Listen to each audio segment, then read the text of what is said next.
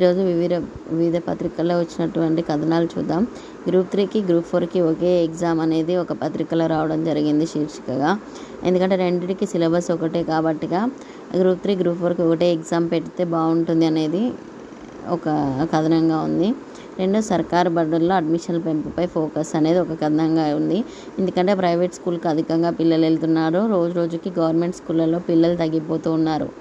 కాబట్టి ఇంకేంటిది, మన జాబ్ క్యాలెండర్లో భాగంగా ఏ నోటిఫికేషన్లు ముందు రావచ్చు అనేది ఒక కథనంగా ఇవ్వడం జరిగింది. ఎందుకంటే మన జాబ్ క్యాలెండర్ అనేది ఆలస్యమైంది. ఇప్పుడు యాక్చువల్గా ఇప్పటివరకు ఎప్పుడో రావాల్సినవి ఉన్నాయి. ఇంకోటి ఏంటిది, మనకి ఆల్రెడీ ఉపాధ్యాయులకి ట్రైనింగ్ ఇస్తారు కదా, దానిలో భాగంగా ఏంటిది, మన కమిషనర్ ఉన్నారు కదా, విద్యా కార్యదర్శి యోగితా రాణా గారు బోధన తీరు మార్చుకోండి అనే కథనం ఒకటి రావాలంటే ప్రపంచంకు అనుగుణంగా అప్డేట్ కావాలి అనేసి ఆమె చెప్పడం జరిగింది.